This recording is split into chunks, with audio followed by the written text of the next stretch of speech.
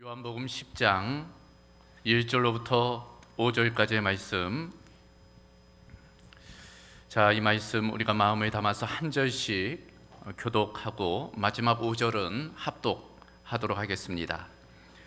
내가 진실로 진실로 너에게 이르노니 문을 통하여 양의 우리에게 들어가지 아니하고 다른 데로 넘어가는 자는 절도며 강도요 문으로 들어가는 이는 양의 목자라. 문지기는 그를 위하여 문을 열고 양은 그의 음성을 듣나니 그가 자기 양의 이름을 각각 불러 인도하여 내느니라. 자기 양을 다 내놓으되 앞서가면 양들이 그의 음성을 아는 고로 따라오되 타인의 음성은 알지 못하는 고로 타인을 따르지 아니하고 도리어 도망하느니라. 아멘. 우리가 인생을 살다 보면 또 신앙생활을 하다 보면 하나님의 뜻이 어디에 있는지 궁금할 때가 있어요.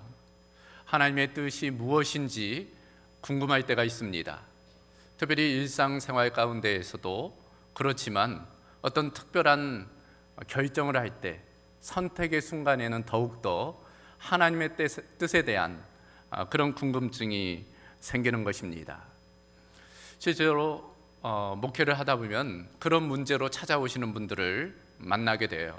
어느 날인가는 한 청년이 찾아왔어요. 대학 졸업반이었는데 입시 원서를 냈다는 거예요.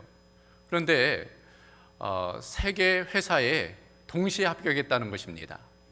그래서 그 중에 어느 회사를 가야 될지를 모르겠다고. 참 행복한 고민이지요.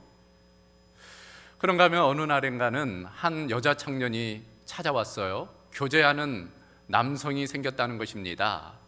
이제 결혼을 하고 싶은 마음이 있는데 정말 저 남성이 하나님께서 짝지어 주신 배필인지 그걸 잘 모르겠다고, 그게 좀 궁금하다고 그런 질문을 한 적이 있었습니다. 그런가 하면 어느 집사님은 이제 좀 사업의 업종을 좀 바꾸고 싶다는 거예요. 그래서 그것을 놓고 기도 중에 있다는 것입니다. 그런가 하면 간간히 TV 뉴스를 통해서 그런 이야기도 듣게 되지요. 어느 우울증을 앓던 어머니가 어린 자녀들을 살해했어요. 그런데 그 이유가 하나님께서 그렇게 하라고 했다는 거예요. 정말 하나님께서 그런 말씀을 하셨을까? 우리는 그런 의문점, 궁금증을 가지게 되는 것입니다. 그래서 우리가 일상생활 중에 또 신앙생활 중에 겪는 어려움 중에 하나는 우리가 하고자 하는 그 일들, 또 우리가 마음에 떠오르는 어떤 생각이 정말 하나님의 뜻일까 하는 그런 궁금증 때문인 것입니다. 우리는 그 하나님의 뜻에 대한 분별이 필요한 것이죠. 왜냐하면 엉뚱한 것을 하나님의 뜻으로 알고 행했다가는 심각한 문제를 만날 수 있기 때문인 것입니다. 그런데 이런 어려움은 모두가 다 해당되는 것 같아요. 예수님의 제자였던 베드로도 마찬가지였습니다. 우리가 잘 알다시피 마태복음 16장을 보면 어느 날 예수님께서 제자들에게 질문하시죠. 사람들이 인자를 누구라 하느냐, 또 너희는 나를 누구라 하느냐. 그때 베드로가 자신 있게 예수님은 그리스도시고 하나님의 아들이시라고 그렇게 고백을 해요.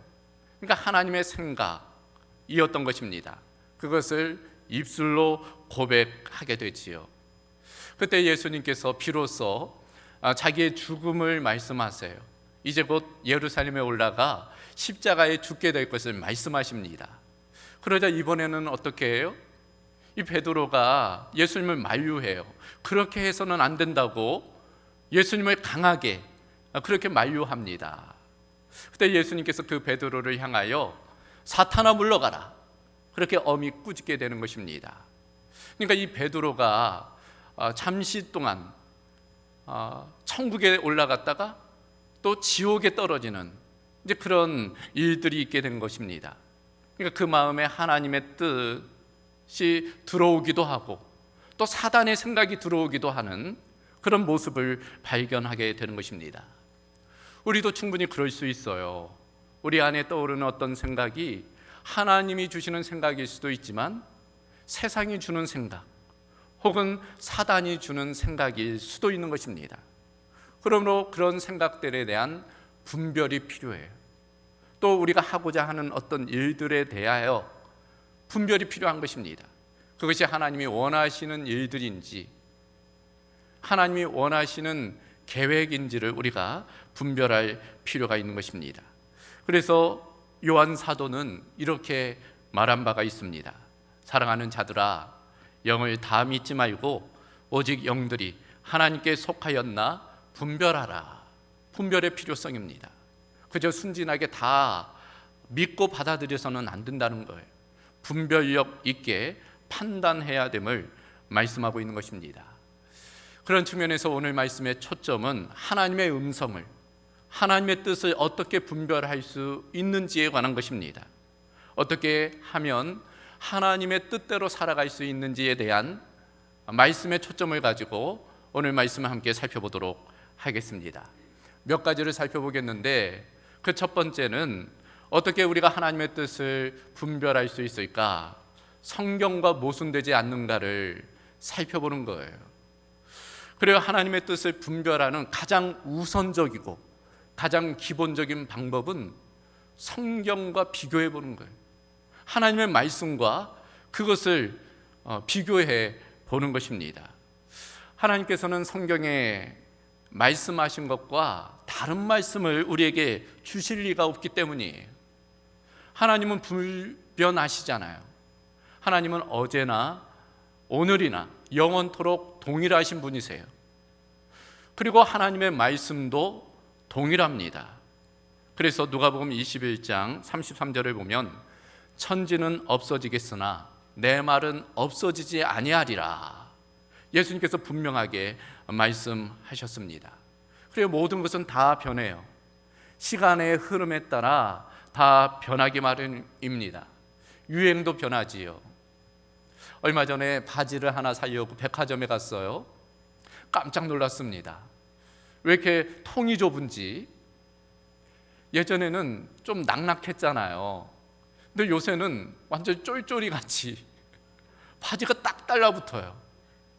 그래서 참 불편하다, 이제 그런 생각을 가지는데 좀 통이 넓은 것이 없느냐고 물어보니까 없대요. 요새는 그런 거 안 나온답니다. 유행이 변해요. 패션이 바뀌는 것입니다. 우리의 생각과 사상, 가치관도 바뀌는 거죠. 과거에 옳다고 믿었던 것이 지금은 그렇지 않다는 것을 깨닫게 되는 것입니다. 의학도 바뀌어요. 얼마 전 TV 보니까 한 의사가 등장했는데 새 책이 나오면 옛날 책은 버린대요. 그것은 아무 쓸모없는 것이 된다는 것입니다. 의학도 바뀌고 과학의 지식도 바뀝니다. 그러니까 모든 것은 변하기 마련입니다. 그러나 변하지 않는 것 하나가 있어요. 그것은 하나님의 말씀입니다. 풀은 마르고 꽃은 시드나 여호와의 말씀, 하나님의 말씀은 영원한 것이기 때문입니다. 그래서 우리의 모든 것들을 그 하나님의 말씀에 비추어 보는 것 중요한 것입니다. 사도 바울이 그래서 그런 이야기를 했어요. 성경과 다른 말을 하는 사람이 있다면 그것을 믿지 말아라. 천사가 와서 그런 이야기를 할지라도 무시해라.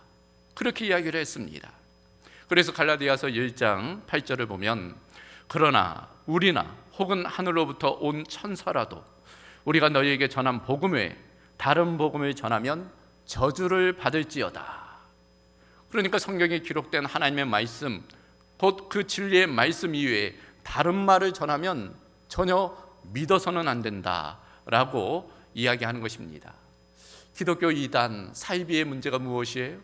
성경 이외에 다른 이야기를 한다는 데 있어요. 그러니까 성경으로는 부족하다는 것입니다. 부족함으로 다른 것을 더 첨언해야 된다는 거예요. 결국에는 교주의 이야기죠. 자기들의 이야기를 하는 거예요. 그것이 마치 하나님의 말씀인 양 호도하는 것입니다. 사랑하는 성도 여러분, 우리에게 필요한 그 모든 하나님의 뜻은 다 성경에 기록되어져 있어요. 그러므로 우리가 성경을 통해서 하나님의 뜻을 발견해야 되는 것입니다.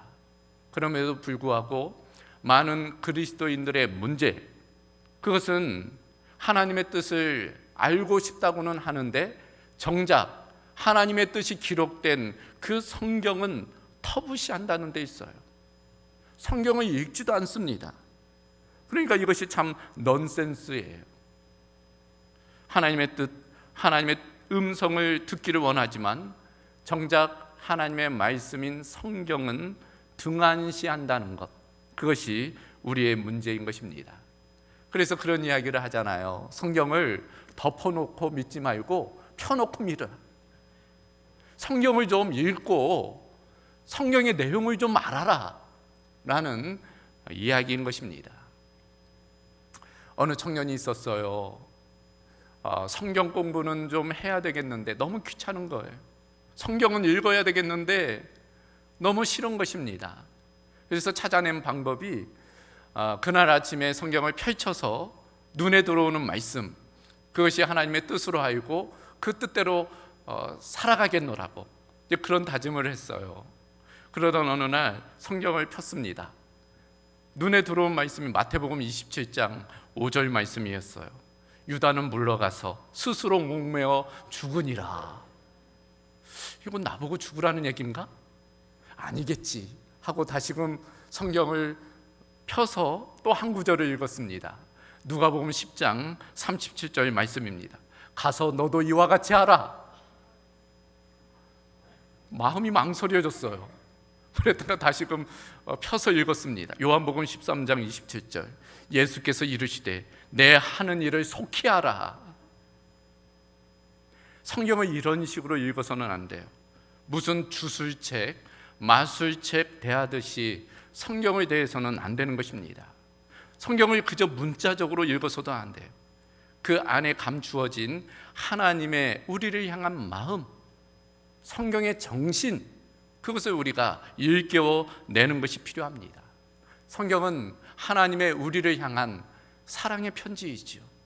우리의 인생을 향한 매뉴얼, 계획입니다. 그러므로 우리가 그 성경을 묵상한다는 것 중요해요. 그럴 때 우리 마음에 떠오르는 어떤 생각, 우리가 계획하는 어떤 일이 하나님의 뜻에 부합한지를 분별할 수 있는 것입니다. 그래요. 성경을 잘 모르면 하나님의 뜻을 잘 모를 수밖에 없어요. 그래서 결국 사탄의 뜻을 하나님의 뜻으로 오해할 수 있는 것입니다. 우리가 성경을 잘 알면 알수록 하나님의 뜻을 더 잘 알 수 있는 것입니다. 그러므로 기회가 되는 대로, 아니 기회를 만들어서 성경을 읽어야 돼요. 성경을 공부해야 되는 것입니다. 말씀드린 것처럼 성경을 문자적으로 아는 것보다 더 중요한 것은 성경의 정신, 성경을 통해서 우리에게 원하시는 그 하나님의 뜻을, 하나님의 마음을 아는 것입니다. 이처럼 하나님의 뜻을 분별하는 가장 우선되고 가장 중요한 방법, 그것은 성경과 모순되지 않는지 그것을 한번 점검해 보는 것입니다. 두 번째로 어떻게 하나님의 뜻을 알 수 있을까? 예수님을 닮게 하는 일인지를 한번 살펴보는 거예요. 내가 계획하는 것이, 내가 지금 도모하고자 하는 것이 예수님을 닮는 일인지를 한번 생각해 보는 거예요. 그래, 우리 그리스도인의 삶의 지향점은 예수님을 닮는 데 있습니다. 빌립보서 2장 5절을 보면 너희 안에 이 마음을 품으라 곧 그리스도 예수의 마음이라. 우리가 품어야 할 마음은 예수님의 마음이라는 거예요. 예수님의 생각, 예수님의 성품, 예수님의 인격을 우리가 닮아가야 되는 것입니다. 그래서 히브리서 12장 2절을 보면 믿음의 주요 또 온전하게 하시는 이인 예수 그리스도를 바라보라 말씀하고 있어요. 바라볼 때 닮기 때문이, 예수님을 닮기 때문인 것입니다. 에베소서 4장 13절을 보면 우리가 다 하나님의 아들을 믿는 것과 아는 일에 하나가 되어 온전한 사람을 이루어 그리스도의 장성한 분량이 충만한 데까지 이르리라. 우리의 삶의 지향점, 목표는 그리스도 예수의 장성한 분량까지 예수님을 닮은 모습으로 우리가 자라가야 된다. 그래서 온전한 사람을 이루어야 한다라고 강조하고 있는 것입니다. 그러므로 어떤 일을 하려고 할 때 그 일이 하나님의 뜻인지를 어떻게 알 수 있을까? 그 일이 예수님을 닮은 일인지, 정말 예수님이라면 그와 같은 일을 하셨을까 하는 것을 물어보는 거예요. 우리 안에 성령의 열매를 맺히게 하는 것인지를 살펴보는 것입니다. 특별히 야고보서 3장 17절에 보면 그 하나님의 지혜, 우리를 향한 하나님의 뜻이 나와 있습니다. 오직 위로부터 난 지혜는 첫째 성결하고 다음에 화평하고 관용하고 양순하며 긍휼과 선한 열매가 가득하고 편견과 거짓이 없다. 위로부터 난 지혜, 하나님의 지혜입니다. 우리를 향한 하나님의 뜻이에요. 그 안에는 예수님의 성품이 담겨져 있어요. 첫 번째, 성결하고 라고 되어져 있어요. 내가 도모하고자 하는 일이 성결을 위한 것인지를, 우리를 거룩하게 하는 일인지를 살펴보는 거예요. 혹시 죄를 짓는 일인가? 혹시 우리의 삶을 무질서하게 하는 것인가? 를 한번 살펴보는 거예요. 만약 그렇다면 그것은 하나님의 뜻이 아니겠지요. 하나님의 뜻은 우리를 성결케 하는 일이기 때문인 것입니다. 두 번째는 화평케 하는 일인가를 보는 거예요. 다른 사람과의 관계입니다. 그러니까 관계를 어그러뜨리고 갈등을 조장하고 불화를 일으키는 일이라면 하나님의 뜻이 아니에요. 하나님은 화평케 하시는 분이시기 때문입니다. 세 번째로 관용을 베푸는 일인지를 살펴보는 거죠. 관용이라는 것, 용납하고 이해하는 거예요. 상처 주지 않는 것입니다. 분란을 일으키지 않는 거예요. 내 말이, 내 행동이 관용을 위한 것인지를 돌아보는 거예요. 또 양순한 인격을 키우는 것인지를 보는 것입니다. 양순이라는 것이 겸손을 의미하지요. 그러니까 교만하지 않는 것을 의미하는 것입니다. 나 중심적인 그런 일이 아닌 이타적인 그런 일들인가를 돌아보는 거예요. 또 긍휼을 베풀게 하는가를 보는 거죠. 남을 판단하거나 정죄하지 아니하고 이해하고 용서하는 일인가.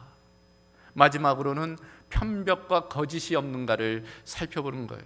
자기 편견에 집착하거나 쉽게 분노하고 다른 사람을 속이는 일이 되지 않는가, 그런 일들을 살펴보는 것입니다. 성도 여러분, 어떻게 너무 내용이 많습니까? 그래서 예수님을 닮는 것이 너무나 어려워 보이세요? 쉽게 할 수 있는 방법이 있습니다. 우리가 하는 모든 일의 동기가, 또 그 목적이 사랑인지를 살펴보는 거예요. 예수님은 하나님 사랑과 이웃 사랑이 성경의 정신이라고 말씀하셨잖아요. 그리고 예수님 스스로가 그 정신대로 이 땅에서 살아가셨습니다. 그러므로 우리가 예수님을 닮는다고 할 때 우리의 모든 일이 사랑을 동기로 하는, 또 사랑을 목적으로 하는 일인지를 돌아보는 거예요. 만약 그렇지 않다면 그것은 하나님의 뜻일 수가 없기 때문인 것입니다. 그래서 성 어거스틴이 그런 이야기를 했어요.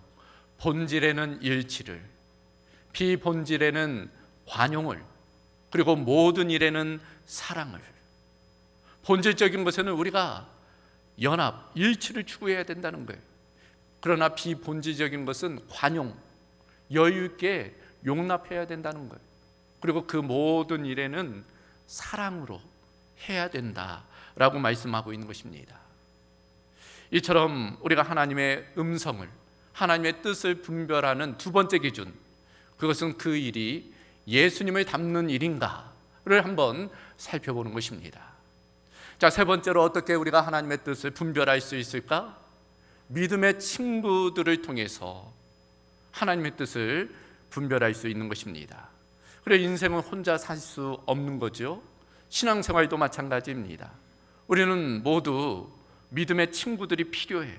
그들의 도움이 필요합니다. 누구나 언제나 옳은 결정을 할 수 있는 게 아니잖아요. 때로는 판단에 실수가 있어요. 보지 못하는 부분이 있는 것입니다. 그럴 때 다른 누군가의 조언, 충고, 이런 것들이 도움이 돼요. 신앙생활에 있어서도 마찬가지입니다. 믿음의 친구들의 그런 조언과 충고가 중요한 거예요. 공동체성의 필요성인 것입니다. 그래서 에베소서 3장 10절을 보면 이는 이제 교회로 말미암아 하늘에 있는 통치자들과 권세들에게 하나님의 각종 지혜를 알게 하려 하심이라. 하나님의 각종 지혜를 교회를 통해서 주신다는 거예요. 그러니까 교회 공동체, 믿음의 성도들을 통해 하나님의 뜻, 하나님의 지혜를 깨닫게 된다는 것입니다. 그러므로 내 생각이 혹은 내가 도모하려는 어떤 계획이 하나님의 뜻에 부합한지를 알기 위해서는 다른 믿음의 형제들의 조언을 들어보는 거예요. 그들도 동의하는지, 그들도 같은 생각을 가지고 있는지를 알아보는 거예요.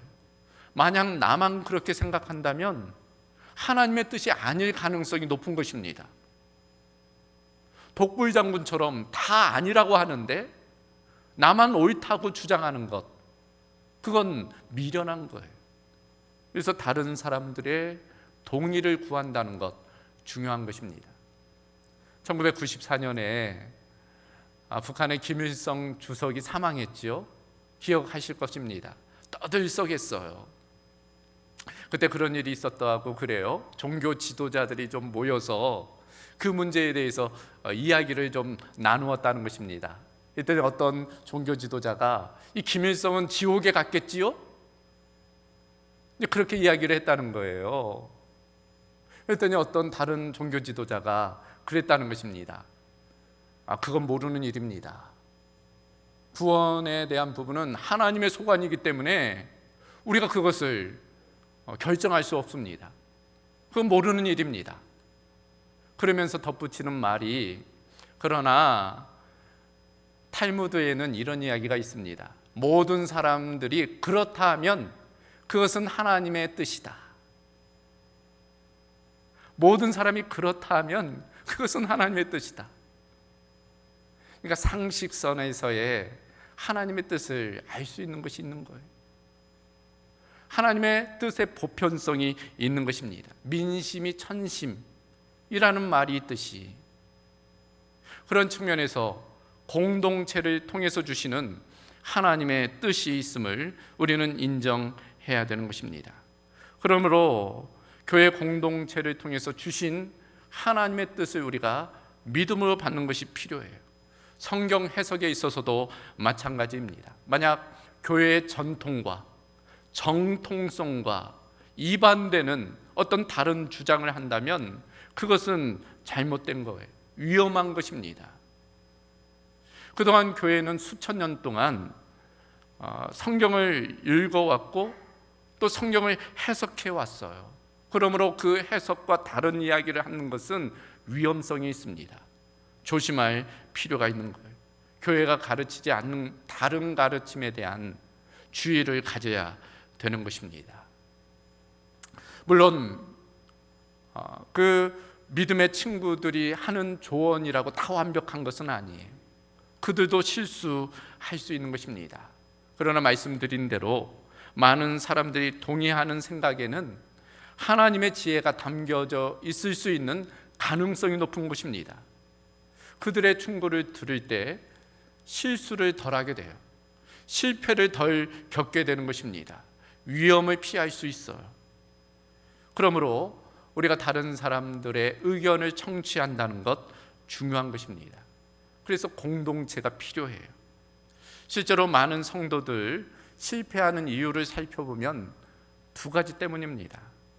먼저는 신앙적으로 성숙한 믿음의 친구들이 주변에 없는 거예요.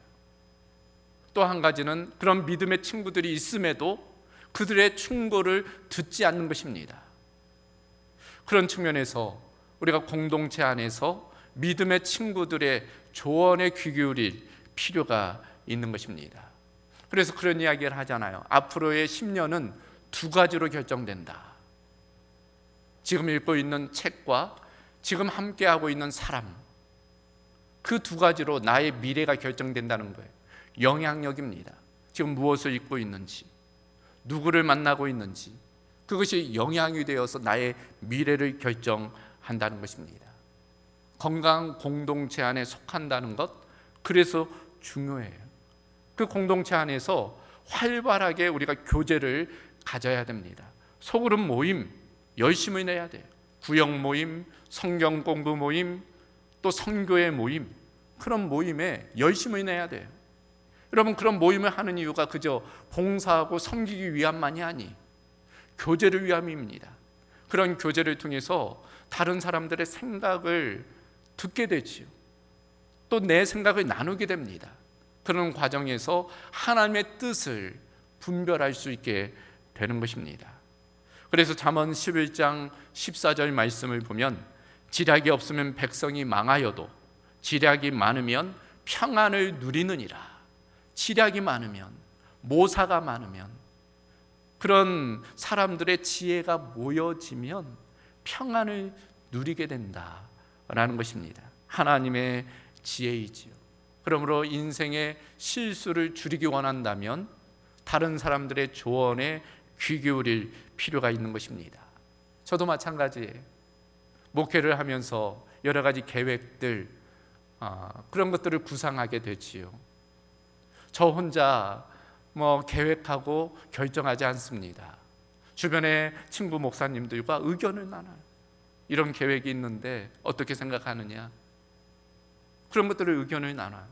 조언을 듣습니다.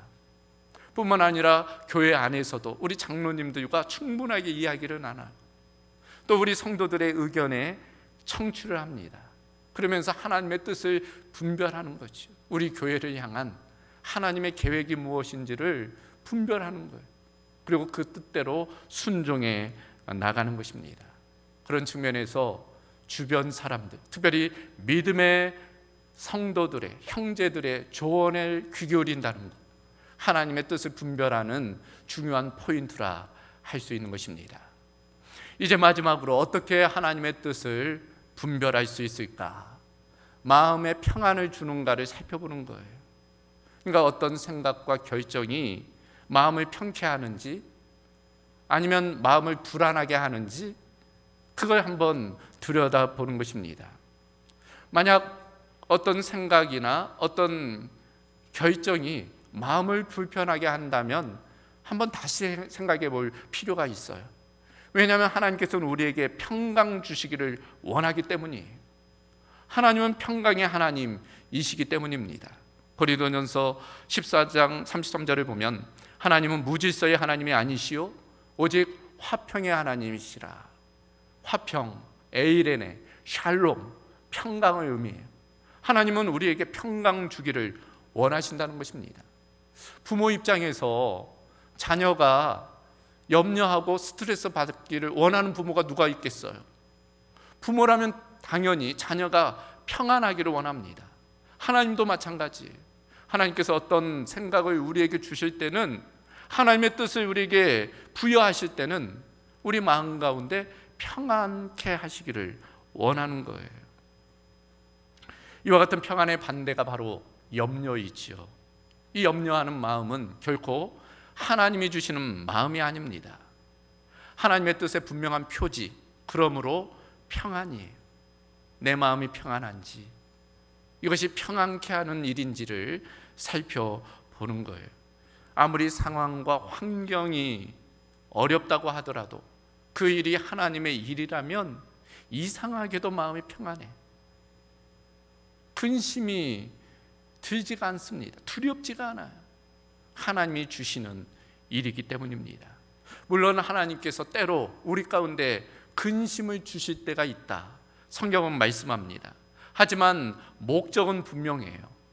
그 목적 역시도 우리를 평안케 하기 위함입니다.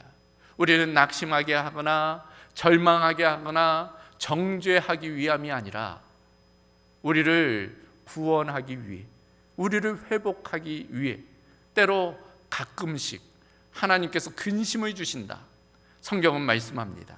그래서 고린도후서 7장 10절을 보면 하나님의 뜻대로 하는 근심은 후회할 것이 없는 구원에 이르게 하는 회개를 이루는 것이요 세상의 근심은 사망을 이루는 것이라. 하나님의 근심과 세상의 근심을 비교하고 있어요. 하나님의 근심은 구원에 이르게 한다는 거예요. 그러나 세상의 근심은 사망에 이르게 한다 말씀하고 있는 것입니다. 이 정죄하고 절망케 하는 것은 사단의 소행이에요. 만약 우리의 마음에 어떤 절망이 찾아오고 근심케 한다면 그 일은 하나님이 주시는 일이 아닐 가능성이 있습니다. 그러므로 자기 자신을 돌아보는 거예요. 마음이 평안케 하는 일인지, 마음이 평안케 하는 계획인지를 살펴보는 것입니다. 그러므로 우리를 향한 하나님의 뜻을 알기를 원한다면 자기의 마음을 들여다보는 것입니다. 그럴 때 하나님의 뜻을 분별케 되는 줄로 믿습니다. 이제 말씀을 정리합니다. 오늘 읽은 요한복음 10장 말씀을 보면 양은 그의 음성, 목자의 음성을 듣는다라고 되어져 있습니다. 성경적인 메타포, 하나님과 우리의 관계, 주님과 우리의 관계는 목자와 양이지요. 주님은 선한 목자가 되시고 우리는 주님을 따르는 양인 것입니다. 선한 목자 되시는 주님께서는 우리를 선하게 인도하시고 필요를 공급하시고 우리를 안보해 주십니다. 그런데 여러분, 이스라엘에서 이 양을 치는 일, 이 목양의 일을 우리가 한번 생각해 볼 필요가 있어요. 그들은 대규모로 양을 치지 않습니다. 소규모로 양을 치다 보니까 이 양들이 서로 섞이게 돼요. 한 무리를 이루게 됩니다. 또 오늘 본문과 같이 한 우리에 들어가는 때가 있어요. 그러다가 아침이 되면 이제 목초지로 이동하게 돼요. 그때 목자가 그 양을 부르지요. 휘파람을 불거나 어떤 소리를 내서 양들을 불러요. 근데 놀랍게도 그 많은 양들이 섞여 있는데 정확하게 그 양은 목자의 소리를 듣습니다. 분별을 해요. 그리고 그 목자를 따라서 이동하게 되는 것입니다. 어떻게 그럴 수 있을까? 친밀함이지요. 관계성입니다. 오랜 시간 함께 있다 보니 그 양은 목자의 음성을 분별할 수 있는 거예요. 우리도 마찬가지입니다. 우리가 한순간 하나님의 음성, 하나님의 뜻을 분별할 수 있는 것은 아니에요. 시간이 필요해요. 시간의 양이 필요하고 시간의 질이 필요합니다. 주님과 함께 하는 그 시간들이 쌓이고 쌓이다 보면 우리는 매 순간 하나님의 뜻이 무엇인지를 분별할 수 있는 그 분별력과 판단력이 생기게 되는 것입니다. 그러므로 우리가 늘 그 주님 안에 거하는 것이 필요해요. 그리고 오늘 들은 말씀과 같이 그 음성을 분별하는 것입니다. 어떻게 그럴 수 있을까? 그 말씀이 성경에 모순되지 않는가를 살펴보는 거예요.